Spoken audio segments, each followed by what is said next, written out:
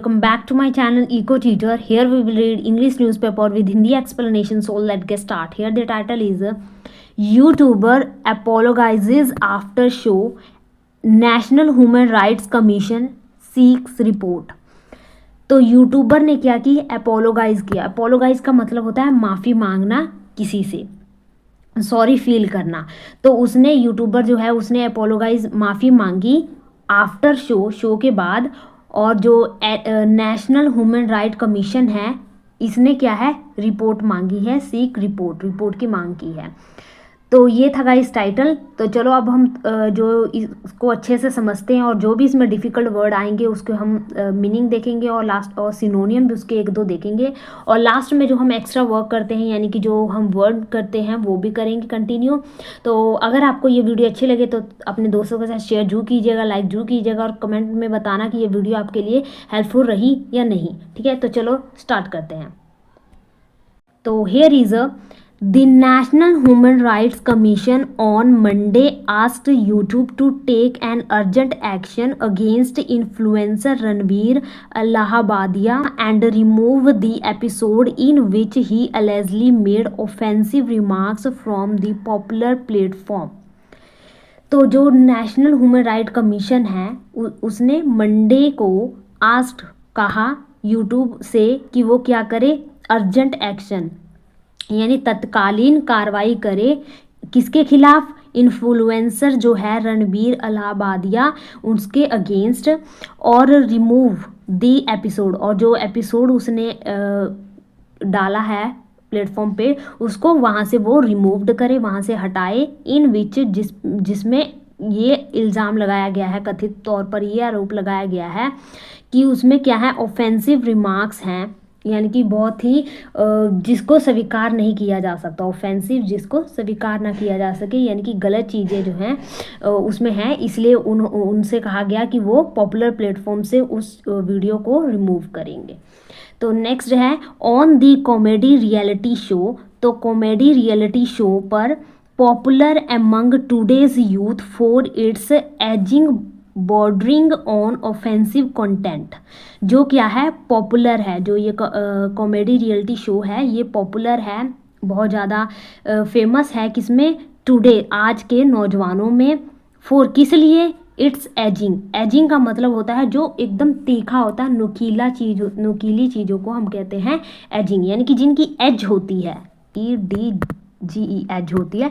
तो एजिंग नुकीली. तो इसे हम और क्या कह सकते हैं, शार्प, SHARP शार्प हो, जो नुकीली होती हैं. या इस फुर्तीली भी कह सकते हैं, निम्बल, NIMBLE निम्बल.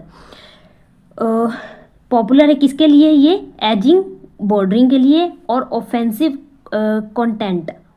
तो जो भी आपत्तिजनक सामग्री है उसके लिए जो ये फेमस है आजकल के नौजवानों में. Allahbadia asked a question to a contestant. तो उसने जो है पूछा था एक क्वेश्चन, किससे, एक कॉन्टेस्टेंट से, एक प्रतियोगी से. कॉन्टेस्टेंट यानी कि जो प्रतियोगी होता है, कॉम्पिटिटर एक इसका वर्ड हो जाएगा, PETIT, और कॉम्पिटिटर से पूछा था उसने एक क्वेश्चन ऑन पेरेंट्स के बारे में और एंड सेक्स, और एक सेक्स के बारे में. नेक्स्ट चलते हैं. Next, in which has been panned by many and led to police complaints. panned by का मतलब होता है क्रिटिसाइज करना. तो इसका मतलब हो जाएगा क्रिटिसाइज्ड, जिसकी आलोचना की जा सके, जिसको नापसंद किया जा सके. ठीक है, या फिर डिसअप्रूव्ड मीन्स जिससे लोग नाखुश हैं, उसे अप्रूव्ड नहीं किया गया. ठीक है, जो अच्छा ना लगे. तो इसे क्या किया गया, विच हैज़ बिन पेन्ड बाय, उसे पेन्ड बाय किया गया, क्रिटिसाइज किया गया कई लोगों के द्वारा. एंड लेड टू पुलिस, और इसकी पुलिस कंप्लेंट की गई. In an apiology video on social media on Monday. तो एक एपोलॉजी वीडियो में, एपोलॉजी मीन्स माफ़ी मांगने वाली एक वीडियो में उसने सोशल मीडिया को मंडे के दिन उसमें इलाहाबादिया एडमिटेड दैट, उसने इस अपोलॉजी वीडियो में क्या किया, एडमिट किया। एडमिट का मतलब होता है स्वीकार करना, ठीक है। एक तो एडमिट होता है जो हॉस्पिटल में एडमिट हो जाए, और यहाँ पे एडमिट का मतलब है स्वीकार करना। तो उसने स्वीकार किया क्या, कि his comment was not only inappropriate.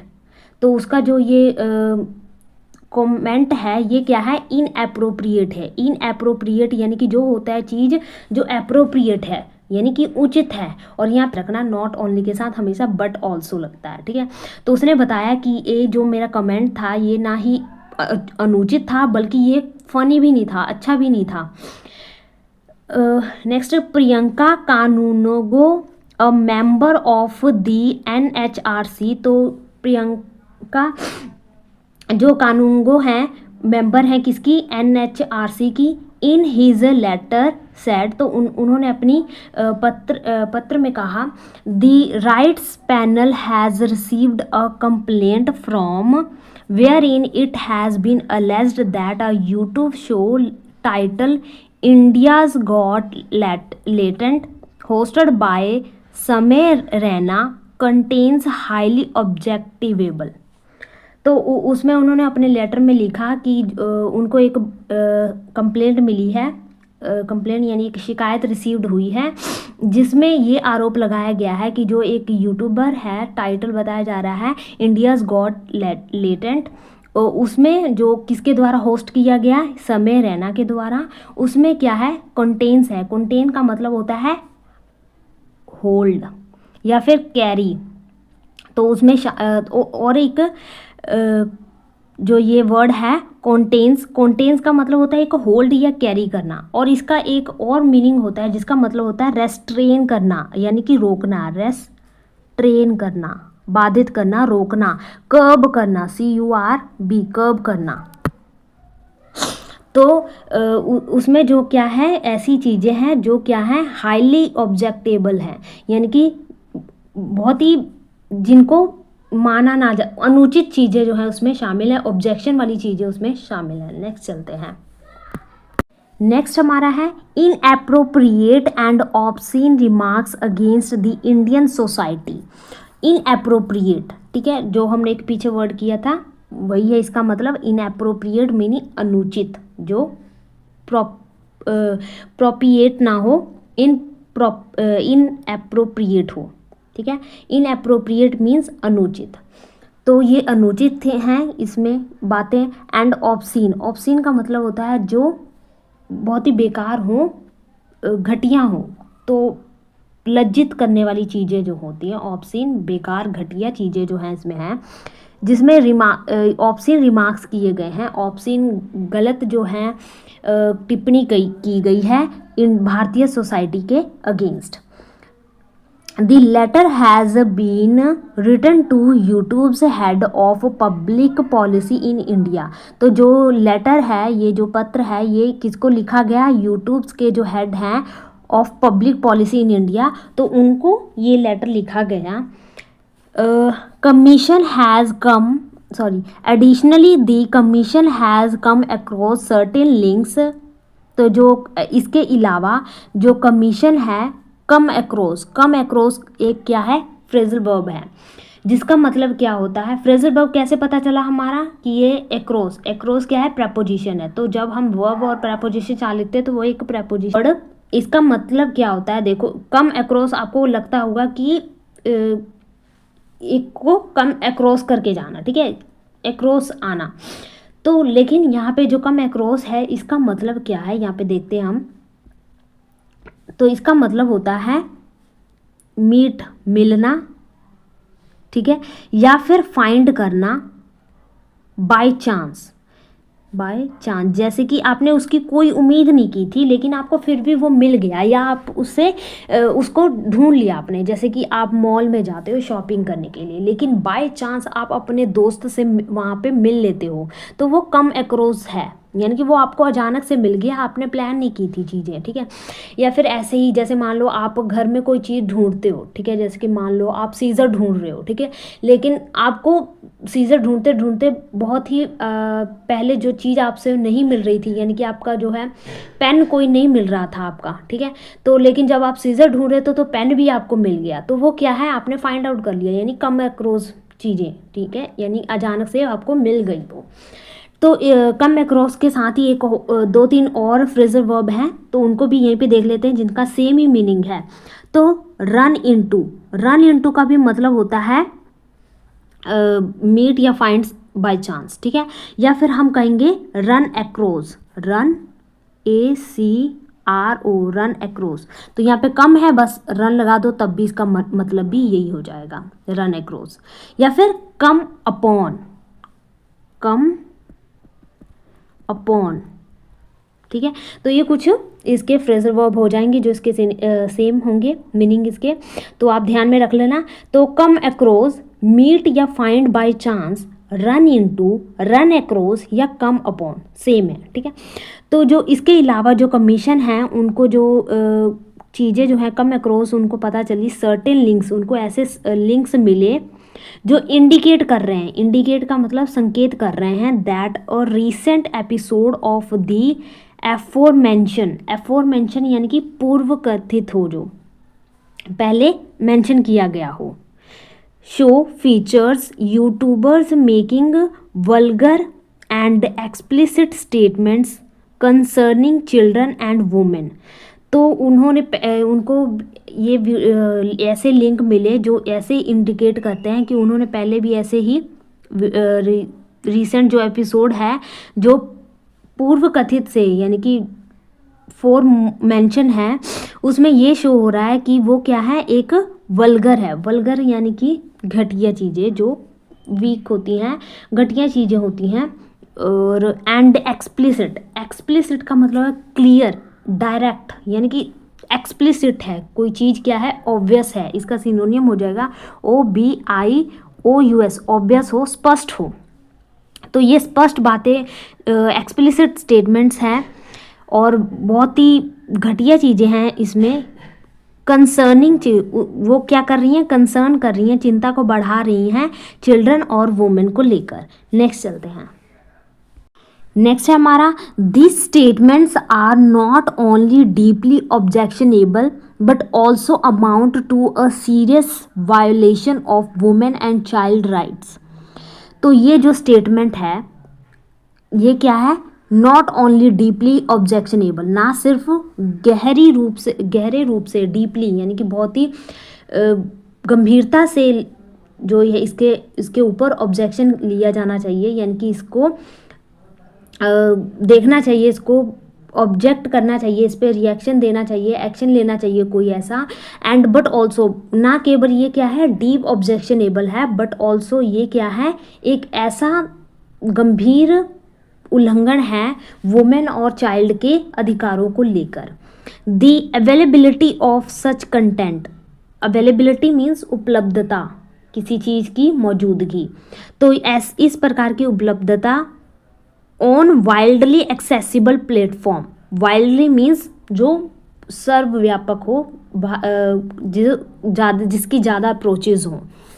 Accessible का मतलब होता है पहुंच, यानी कि जो ज़्यादा लोगों की पहुंच है जहाँ पे, तो ऐसे प्लेटफॉर्म जहाँ पे सभी लोग अप्रोच करते हैं, वहाँ पर इस प्रकार की मटेरियल का अवेलेबल होना, इंक्लूडिंग यूट्यूब, जिसमें भी यूट्यूब भी शामिल है, इंस्टाग्राम भी शामिल है, फेसबुक शामिल है, poses a grave threat to the safety. ये क्या है, एक प्रकार का गंभीर, ग्रेव क्या है, थ्रेट है, चुनौती है, किसको लेकर, सेफ्टी, सुरक्षा को लेकर। डिग्निटी का मतलब होता है शान, ठीक है, मर्यादा, नोबिलिटी, NOBILITY, नोबिलिटी, ठीक है। या फिर हम और कह सकते हैं डेकोरम, DECOROUM, डेकोरम। जैसे कि होता है ना कोर्ट में कि कोर्ट की मर्यादा का उल्लंघन मत करें, ठीक है, तो ख्याल करें, डेकोरम को मेंटेन करें, इसकी मर्यादा को ना, इसको भंग होने दें, मर्यादा ना तोड़ें, ठीक है, तो डेकोरम। तो डिग्निटी आपको वर्ड समझ लग गया। एंड मेंटल वेलबींग, और उनकी जो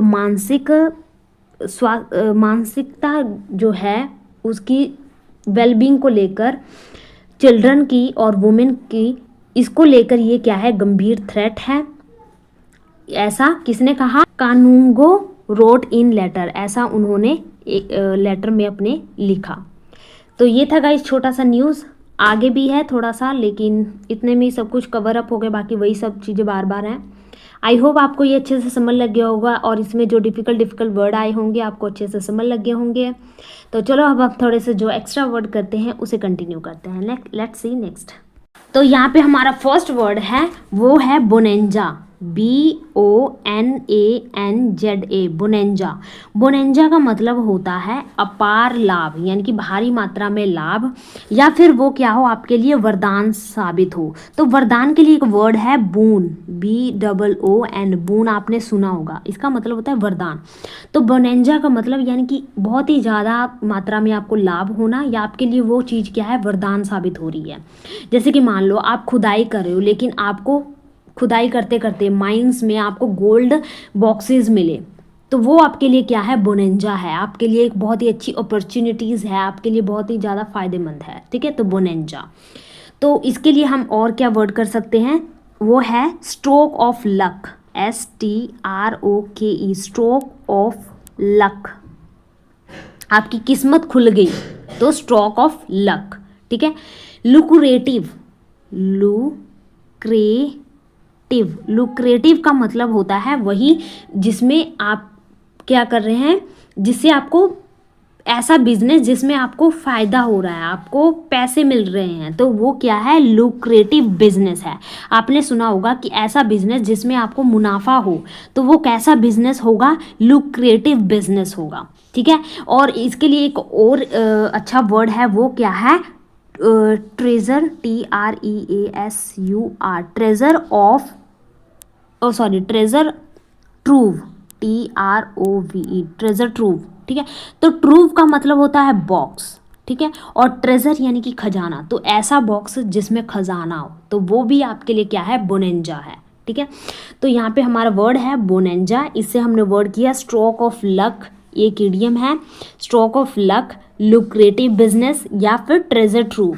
ठीक है, नेक्स्ट हमारा वर्ड है, तो नेक्स्ट हमारा वर्ड है स्कैंटी, SCANTY, स्कैंटी। स्कैंटी का मतलब होता है बहुत थोड़ी मात्रा में, जैसे कि आपके पास बहुत ही थोड़ी मात्रा में दूध है, तो वो क्या है, बहुत ही स्कैंटी मिल्क है आपके पास। ठीक है, या तुच्छ मात्रा में हो, बहुत ही कम हो, लिटिल हो, तो इसे हम और क्या कह सकते हैं, इसे हम कहते हैं मीजली, MEASLY, मीजली। या फिर क्या है, वो पाल्ट्री है, PALTRY, पाल्ट्री है आपके पास। या फिर स्किम्पी, SKIMPY, स्किम्पी है। या फिर वो क्या है, स्पारस है, SPARS, स्पार्स है आपके पास। या फिर मीगर है, MEAGRE, मियर है। ठीक है, तो ये देखो वर्ड सिमिलर हैं, तो मीजली और मीगर सेम है, यानी कि बहुत ही तुच्छ मात्रा में, कम। ठीक है, पाल्ट्री है, स्किम्पी है, स्कैंटी है। ठीक है, नेक्स्ट वर्ड देखते हैं।